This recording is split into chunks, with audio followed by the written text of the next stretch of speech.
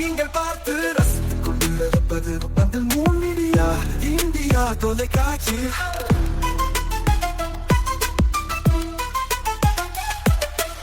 நீங்கள் பார்த்து ரசித்துக் கொண்டிருப்பது உங்கள் மீடியா இந்தியா தொலைக்காட்சி. நீங்கள் பார்த்து ரசித்துக் கொண்டிருப்பது உங்கள் மீடியா இந்தியா தொலைக்காட்சி. நீங்கள் பார்த்து ரசித்துக் கொண்டிருப்பது உங்கள் மீடியா இந்தியா தொலைக்காட்சி.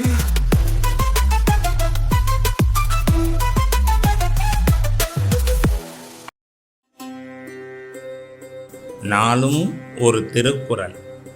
அறத்துப்பால் நீத்தார் பெருமை. குணமென்னும் குன்றேறி நின்றார் வெகுளி கனவேயும் காத்தல் அரிது. விளக்கம். குணக்குன்றுகளான பெரியவர்கள் கோபம் கொண்டால் அந்த கோபம் அவர்கள் உள்ளத்தில் ஒரு கணங்கூட நிலைத்து நிற்காது.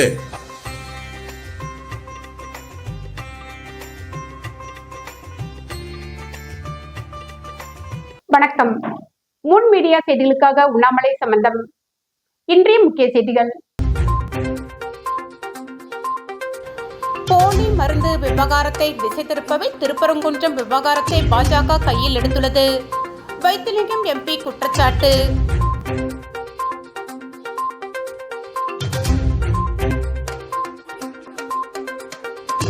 இரண்டாயிரத்தி 26 தேர்தலில் அதிமுக பாஜக கூட்டணி 3ஆம் இடத்திற்கு தள்ளப்படும். மார்க்சிஸ்ட் கட்சியின் கே பாலகிருஷ்ணன் பேட்டி.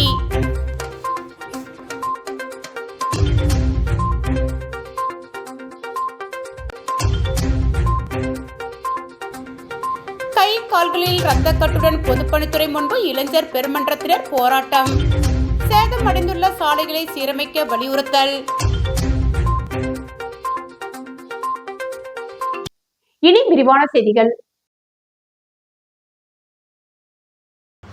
புதுச்சேரியில் குண்டும் குழியுமாக உள்ள சாலைகளை சீரமைக்க வலியுறுத்தி அனைத்திந்திய இளைஞர் பெருமன்றத்தினர் கையில் கட்டோடு நூதன போராட்டத்தில் ஈடுபட்டனர்.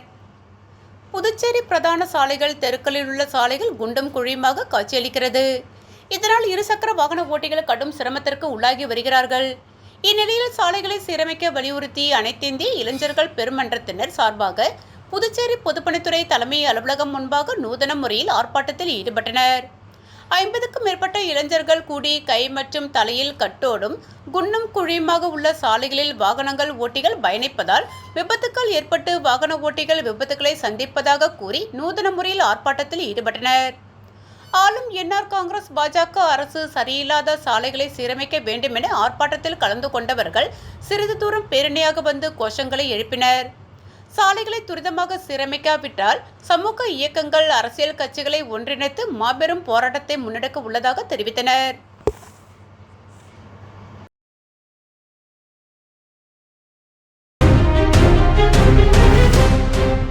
போலி மருந்து தொழிற்சாலை அதிபருக்காக மத்திய நிதி அமைச்சர் நிர்மலா சீதாராமனை சந்தித்து வங்கியில் ரூபாய் 100 கோடி கடன் தர சபாநாயகர் செல்வம் சிபாரிசு செய்ததாக முன்னாள் முதல்வர் நாராயணசாமி தெரிவித்துள்ளார். புதுச்சேரியில் இன்று செய்தியாளர்களை சந்தித்த முன்னாள் முதல்வர் நாராயணசாமி, போலி மருந்து விவகாரத்தில் 10,000 கோடி ரூபாய் ஊழல் நடந்தது. இதற்கு சிபிஐ விசாரணை கோரி ஆளுநரிடம் மனு தந்தோம். நடவடிக்கை எடுக்காததால் டெல்லியில் போராட்டம் நடத்தி புதுச்சேரி என்ஆர் காங்கிரஸ் பாஜக அரசை கலைக்க வலியுறுத்தினோம்.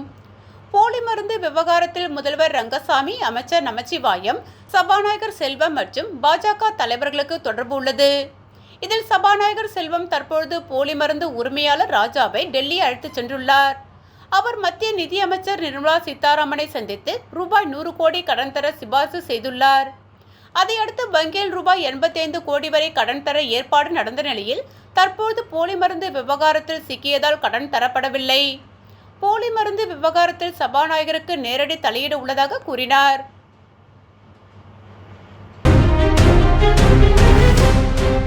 போலி மருந்து தொழிற்சாலையில் அதிகப்படியான ஊழல், ரங்கசாமி தலைமையிலான அரசு பதவி விலக வேண்டும் என மார்க்சிஸ்ட் கம்யூனிஸ்ட் கட்சியின் அரசியல் தலைமைக்குழு கே பாலகிருஷ்ணன் உறுப்பினர் பேட்டி. புதுச்சேரியில் மார்க்சிஸ்ட் கம்யூனிஸ்ட் கட்சி அலுவலகத்தில் கட்சியின் அரசியல் தலைமைக்குழு உறுப்பினர் கே பாலகிருஷ்ணன் நிருபர்களுக்கு பேட்டியளித்தார். அப்பொழுது அவர் போலி மருந்து தொழிற்சாலை அதிகப்படியான ஊழல் நடந்துள்ளது. இதற்கு முதலமைச்சர் ரங்கசாமி தான் முழு பொறுப்பேற்று சிபிஐ விசாரணைக்கு உத்தரவிட வேண்டும். ரங்கசாமி தலைமையிலான அரசு பதவி விலக வேண்டும். முதலமைச்சர் தனது பதவியை ராஜினாமா செய்ய வேண்டும். இதை கண்டித்து ஜனவரி 5ஆம் தேதி மறியல் மற்றும் சட்டமன்ற முற்றுகை போராட்டம் நடத்தப்படும் எனவும் பாலகிருஷ்ணன் கூறினார். உண்மையில் பாஜக தான் பயந்துள்ளனர். திமுக கூட்டணி பலமாக உள்ளது. அதிமுக சொந்த பலத்தை இழந்துவிட்டது. பாஜகவும் பழைய நிலையில் இல்லை. தேர்தலுக்கு பிறகு பலமிழந்துவிடும். பாஜக அதிமுக கூட்டணி 3வது இடத்திற்கு செல்லும் என்றார். திருப்பரங்குன்றத்தில் இருப்பது மலைகளின் அளவை அளப்பதற்கான அளவைக்கல், தீபம் ஏற்றுவதற்கான தூண் அல்ல. இதுவரை அங்கு ஏற்றியதும் இல்லை. நீதிபதிகள் தனிக்காட்டு ராஜா போல் செயல்படுகின்றனர். காலம் காலமாக தீபம் ஏற்றும் இடத்தில் மக்கள் தீபம் ஏற்றிவிட்டுதான் செல்கின்றனர். மக்கள் தீபம் ஏற்ற இடம் கேட்கவில்லை. திருப்பரங்குன்றத்தை ஒரு அயோத்தி போல மாற்ற பாஜகவினர் முயற்சிக்கின்றனர் என பாலகிருஷ்ணன் கூறினார்.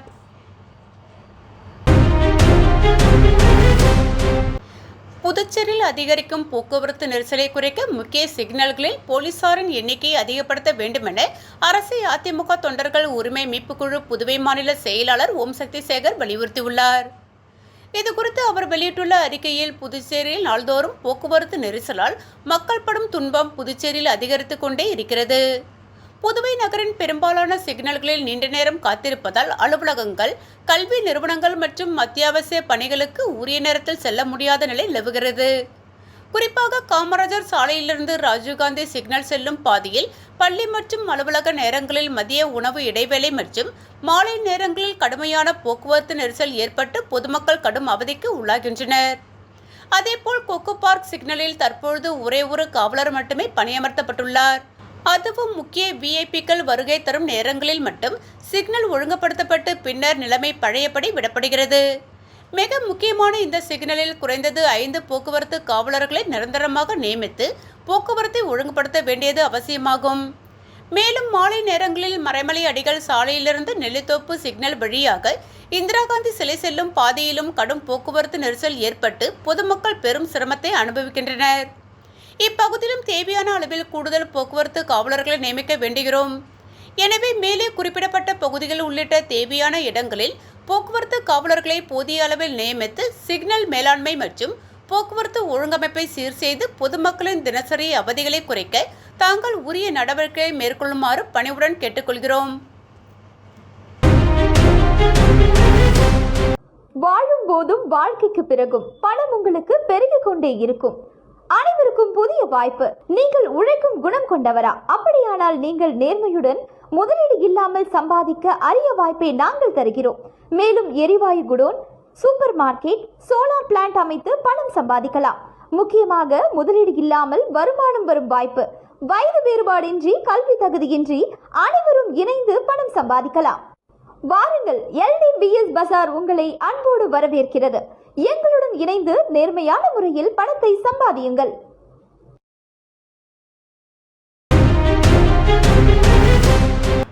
மத்திய அரசால் இ-பஸ் சேவா திட்டத்தின் கீழ் வழங்கப்பட்டுள்ள பேருந்துகளை காரைக்காலுக்கு பகிர்ந்து அளிக்க காரைக்கால் போராளிகள் குழு கோரிக்கை. மத்திய அரசு இ-பஸ் சேவா திட்டத்தின் கீழ் புதுச்சேரி யூனியன் பிரதேசத்திற்கு 75 குளிர்சாதன பேருந்துகளை வழங்க தீர்மானித்து முதற்கட்டமாக 25 பேருந்துகளை வழங்கியுள்ளது.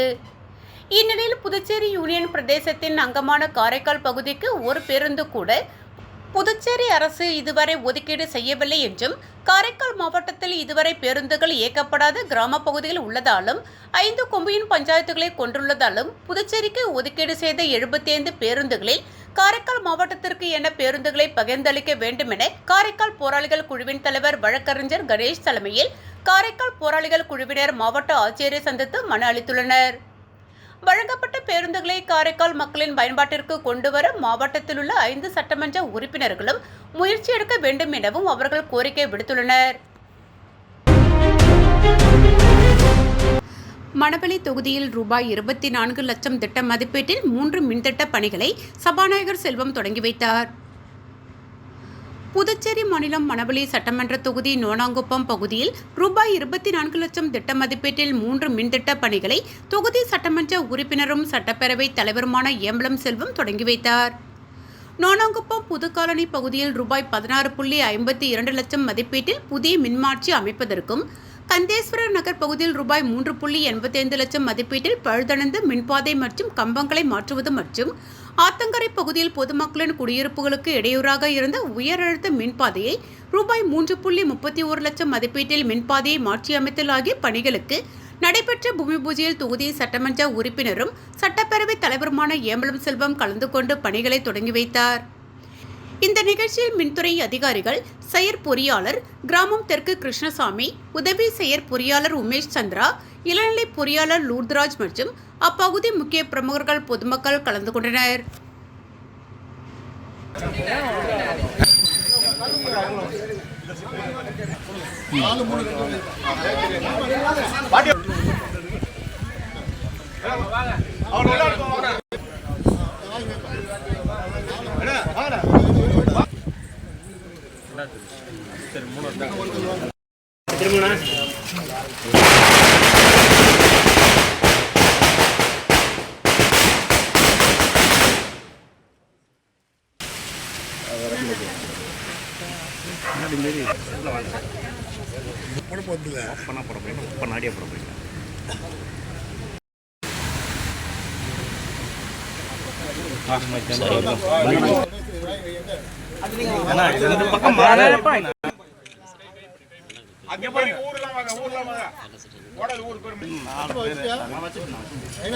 கிட்ட போங்க ஐயா, நவருங்க ஐயா.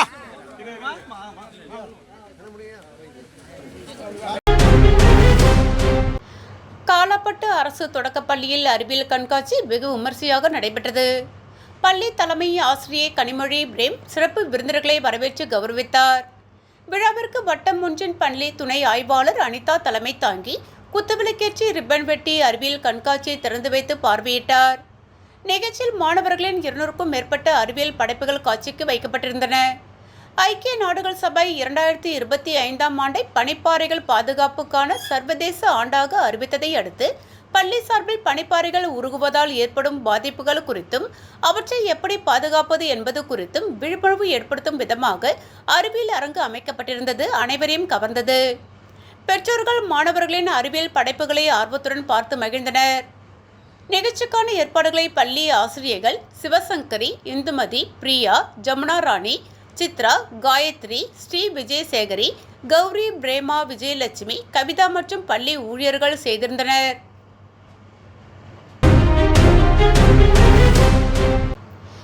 வில்லியனூர் பகுதியில் கஞ்சா விற்பனை செய்த 2 பேரை போலீசார் கைது செய்துள்ளனர். வில்லியனூர் ராமபரதேசி சித்தர் கோவில் அருகே கஞ்சா விற்பனை செய்யப்படுவதாக காவல்துறையினருக்கு தகவல் வந்திருந்தது. அதன் பேரில் உதவி ஆய்வாளர் திருமுருகன் மற்றும் காவல்துறையினர் அங்கு விரைந்து சென்று கஞ்சா விற்பனை செய்த 2 பேரை பிடித்து விசாரணை மேற்கொண்டனர். விசாரணையில் அவர்கள் வில்லியனூர் நரிக்குறவர் பூவரசன், வேல்ராம்பட்டு பகுதியைச் சேர்ந்த உதயகுமார் என்பதும் தெரியவந்தது. இவர்கள் 2 பேரையும் போலீசார் கைது செய்து விற்பனைக்காக வைக்கப்பட்டிருந்த கஞ்சா பொட்டலங்களை பறிமுதல் செய்தனர். மேலும் கோவில் அருகே கஞ்சா விற்பனை செய்யப்படுவது அப்பகுதி மக்களிடையே அச்சத்தை ஏற்படுத்தியுள்ளது. வாழும் போதும் வாழ்க்கைக்கு பிறகும் பணம் உங்களுக்கு பெருகிக் கொண்டே இருக்கும். அனைவருக்கும் புதிய வாய்ப்பு. நீங்கள் உழைக்கும் குணம் கொண்டவரா? அப்படியானால் நீங்கள் நேர்மையுடன் முதலீடு இல்லாமல் சம்பாதிக்க அரிய வாய்ப்பை நாங்கள் தருகிறோம். மேலும் எரிவாயு godown, super market, solar plant அமைத்து பணம் சம்பாதிக்கலாம். முக்கியமாக முதலீடு இல்லாமல் வருமானம் வரும் வாய்ப்பு. வயது வேறுபாடின்றி, கல்வி தகுதியின்றி அனைவரும் இணைந்து பணம் சம்பாதிக்கலாம். வாருங்கள், LDBS பஜார் உங்களை அன்போடு வரவேற்கிறது.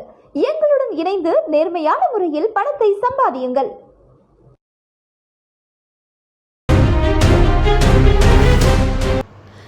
புதுச்சேரி அரசு குடிசை மாற்று வாரியம் மூலம் பிரதம மந்திரி வீடு கட்டும் திட்டத்தின் கீழ் மணவெளி சட்டமன்ற தொகுதியில் கல்வீடு கட்டுவதற்காக 21 நபர்களுக்கு ரூபாய் 20.10 லட்சம் நிதி உதவிக்கான அரசாணைகளை சட்டப்பேரவைத் தலைவர் செல்வம் வழங்கினார். புதுச்சேரி அரசு குடிசை மாற்று வாரியம் மூலம் பிரதம மந்திரி கல்வீடு கட்டும் திட்டத்தின் கீழ் மணவெளி சட்டமன்ற தொகுதியைச் சேர்ந்த பயனாளிகளுக்கு கல்வீடு கட்டுவதற்கு இரண்டாவது தவணையாக 2 நபர்களுக்கு ரூபாய் 3.20 லட்சம், மூன்றாவது தவணையாக 16 நபர்களுக்கு தலா ரூபாய் 70,000 வீதம் ரூபாய் 11.20 லட்சம், 3 நபர்களுக்கு தலா ரூபாய் 1.90 லட்சம் வீதம் ரூபாய் 5.70 லட்சம் என மொத்தம் ரூபாய் 20 லட்சம் நிதி உதவிக்கான அரசாணைகளை தொகுதி சட்டமன்ற உறுப்பினரும் சட்டப்பேரவைத் தலைவருமான ஏம்பலம் செல்வம் தனது இல்லத்தில் வழங்கினார். மேலும் இந்த நிகழ்ச்சியில் குடிசை மாற்று வாரிய இளநிலை பொறியாளர் உதயகுமார், களப்பணியாளர்கள் மற்றும் மணவெளி தொகுதி முக்கிய பிரமுகர்கள், தொகுதி தலைவர் லட்சுமிகாந்தன், சக்தி பாலன், முன்னாள் பஞ்சாயத்து தலைவர் ராஜா, ஆண்டியார்பாளையம் சிவா, சக்திவேல், நாகமுத்து, SPS குமரன், அருள், டாக்டர் ராஜ்குமார், ராமச்சந்திரன், கணபதி, வாழுமுனி, மாயகிருஷ்ணன் உள்ளிட்டவர்கள் கலந்து கொண்டனர்.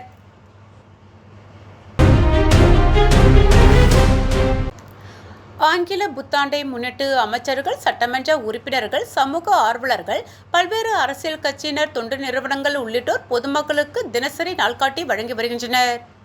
அந்த வகையில் மணவெளி தொகுதி தவளக்குப்பம் பகுதியைச் சேர்ந்த சமூக சேவகர் ராமு பொதுமக்களுக்கு நாள்காட்டி வழங்கி வருகிறார். அதன் ஒரு பகுதியாக குறுக்கமேடு, காசாந்திட்டு, ஆண்டியார்பாளையம் உள்ளிட்ட பகுதிகளில் வீடு வீடாக சென்று பொதுமக்களை சந்தித்து தினசரி நாள்காட்டி மற்றும் கிஃப்ட் பாக்ஸ் வழங்கினார். மேலும் இந்த நிகழ்ச்சியில் அவரது ஆதரவாளர்கள் பலர் உணர்ந்தனர்.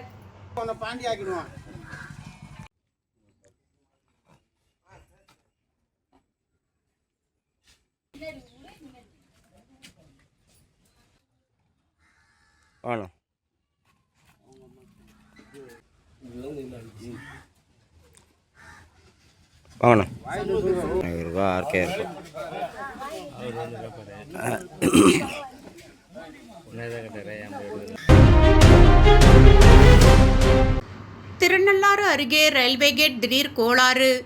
ரயில்வே கேட் திறக்கப்படாததால் போக்குவரத்து பாதிப்பு. தண்டவாளம் நடுவே சிக்கிக்கொண்ட இருசக்கர வாகனங்கள். காரைக்கால் மாவட்டம் திருநள்ளாறு அடுத்த சுரக்குடியில் உள்ள ரயில்வே தண்டவாள பாதையில் சரக்கு ரயில் சென்றது. அப்பொழுது ரயில் சென்றதால் புதிதாக அமைக்கப்பட்ட ரயில்வே கேட் மூடப்பட்டு ரயில் சென்றதை அடுத்து ரயில்வே ஊழியர் ரயில்வே கேட்டை திறந்தார். அப்பொழுது ரயில்வே கேட் திடீரென திறக்கப்படாமல் ஒரு கேட் திறந்து இன்னொரு கேட் திறக்காமல் போக்குவரத்து பாதிப்பு ஏற்பட்டது. மேலும் தண்டவாளத்திற்கு நடுவில் இருசக்கர வாகனங்களும் சிக்கிக்கொண்டு காத்து கொண்டிருந்ததால் பரபரப்பு ஏற்பட்டது. உடனடியாக ரயில்வே ஊழியர் பழுதான ரயில்வே கேட் சரி செய்து மீண்டும் திறந்து வைத்தார். இந்த ரயில்வே கேட்டானது அடிக்கடி இதுபோன்று பழுதாகி விடுவதால் ரயில்வே நிர்வாகம் உடனே சரி செய்ய அப்பகுதி பொதுமக்கள் கோரிக்கை வைத்துள்ளனர்.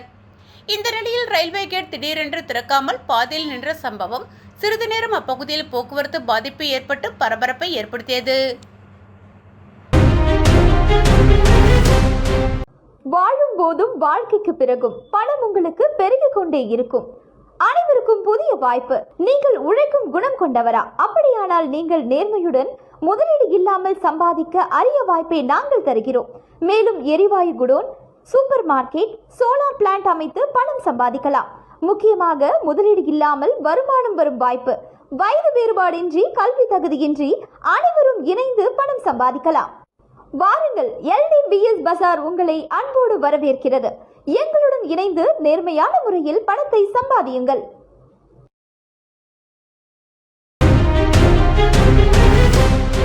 மார்கழி மாதத்தில் புதுச்சேரி பூர்ணாங்குப்பம் பம்பாவாசன் ஐயப்பன் கோவிலில் 18 படிகளுக்கு சிறப்பு பூஜை நடைபெற்றது. அதில் நீண்ட 4 மாலைகள், 18 கும்ப கலசங்கள், 36 சிறிய குத்து விளக்குகளால் 18 படிகளுக்கு அலங்காரம் செய்யப்பட்டது. அதன் மேலே ஐயப்பன், விநாயகர் மற்றும் முருகர் ஆகிய சாமிகளுக்கு சிறப்பு அலங்காரம் செய்யப்பட்டு வைக்கப்பட்டது. ஐயப்ப பக்தர்கள் நடத்திய சிறப்பு பூஜையை தொடர்ந்து சாமிகளுக்கும் 18 படிகளுக்கும் மகா தீபாராதனை காண்பிக்கப்பட்டது. இதற்கான ஏற்பாடுகளை பம்பா வாசன் ஐயப்பன் கோவில் நிர்வாகிகள், கிராம பொதுமக்கள் செய்திருந்தனர்.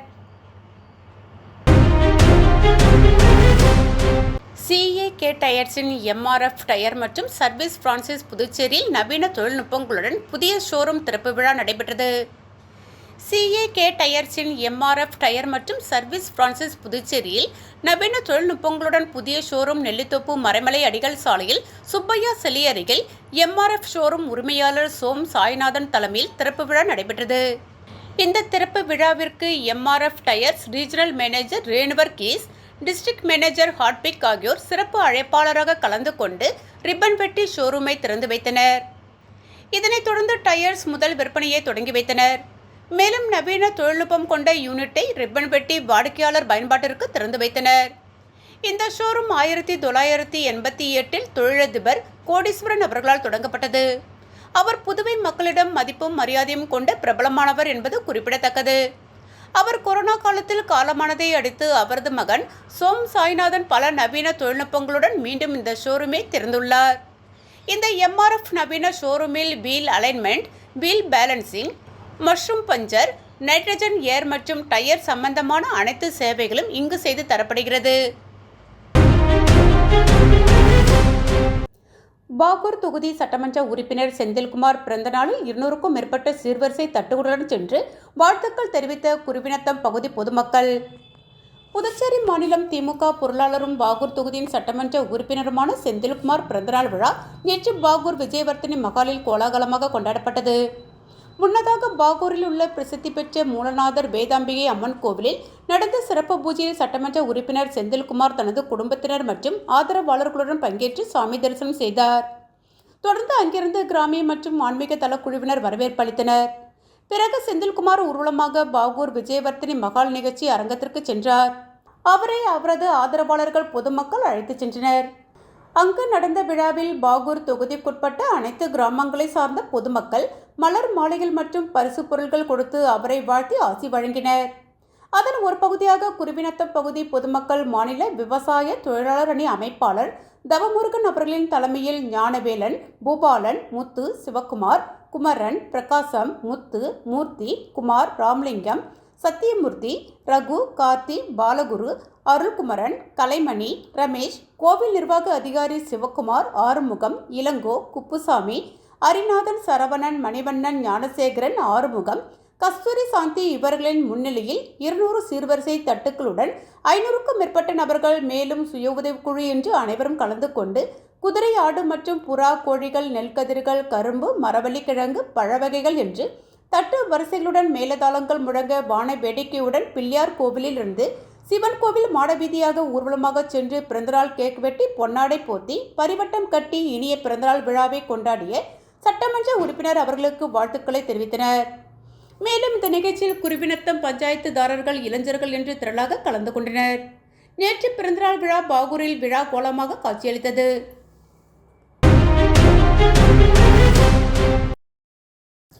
அரியாங்குப்பம் தொகுதி அரியாங்குப்பத்தில் உள்ள செடிலாடும் செங்கழநீர் மாரியம்மன் கோவில் திருப்பணிகள் நடந்து வருகிறது. அந்த திருப்பணிக்காக அதிமுக மாநில பொருளாளர் ரவி பாண்டுரங்கன் தனது சொந்த செலவில் 1 லட்சம் ரூபாய் ரொக்கம் கோவில் திருப்பணி குழு நிர்வாகிகள் முன்னிலையில் வழங்கினார்.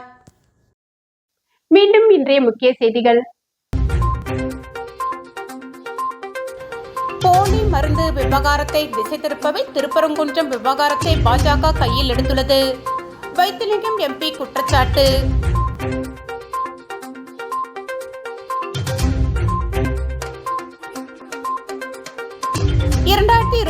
தேர்தலில் அதிமுக பாஜக கூட்டணி 3ஆம் இடத்திற்கு தள்ளப்படும். மார்க்சிஸ்ட் கட்சியின் கே. பாலகிருஷ்ணன் பேட்டி.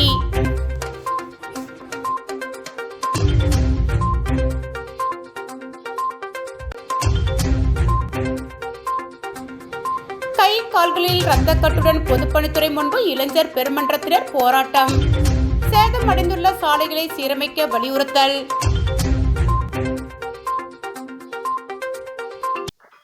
இத்துடன் செய்திகள் நிறைவடைந்தன.